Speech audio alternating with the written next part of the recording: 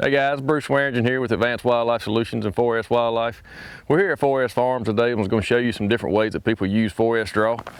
So one way is like if you're doing deer surveys or just getting an inventory of what's on your farm, seeing what survived the season, or just trying to get an inventory of what's on your farm for an upcoming season. You can do a line like this.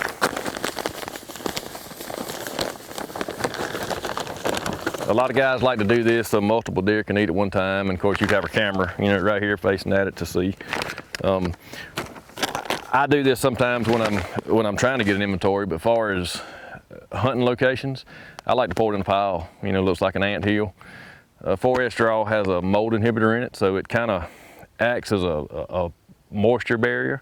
It's not waterproof by no means. It's a commodity-based attractant, but it'll kind of crust over, and the deer still eat it wet, but they'll just kind of break that crust and they'll still eat it. So pour it down in a pile, just like it sounds, just putting it straight in a pile.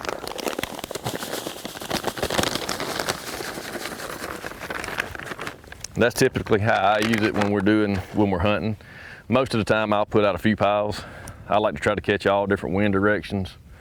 We have a lot of guys that use 4S draw that say the deer sometimes will be downwind coming to the draw and also smelling them, or should be smelling them, but they still come right into a pile. So I like to set up different locations, different piles on a site like that, but that's what I like to do.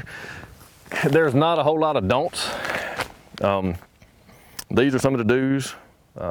Some more do's are the guys put it all over their clothes. They'll take this and just wipe it all over them. Guys will put it in their pocket sometimes of their jacket and just sit in the stand and just kind of let it go out in the breeze, or they'll take the empty 25-pound bags like this, or sometimes these, and they'll keep their hunting clothes in an empty bag, and that odor gets in it.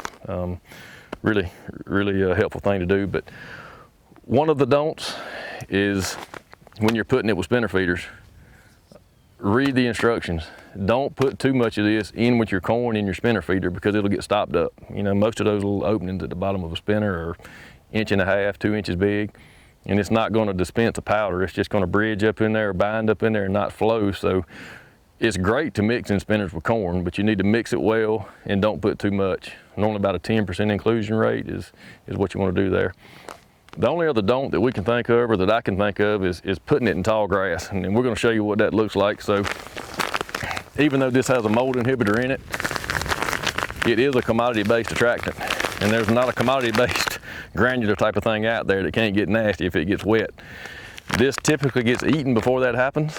They eat it wet. There's typically not a problem, but if you were to take this and put it in a tall spot like this is obviously a food plot, but tall grass, or whether it's Bermuda grass, Bahia grass, or any type of brush, they can't get to it. Now, if I pile this up here, yes, they could sit here and get to the pile, but we've seen guys take this stuff and spread it out all light in this tall grass, and it's down there below 6 or 8 inches of grass, and they can't get to it, and it's a big giant surface area of a draw pile that's that thin. So you got a lot of moisture contact here with the ground and the rain falling on it, and it just doesn't work very good. It's going to sweeten up this spot obviously for now, and the odor is everywhere, and they'll come eat on it now, but you got such this big area that's down in this grass, they can't get to it all to eat it. So you could end up with a nasty looking spot on the ground. So this is really the only other do not I can think of, but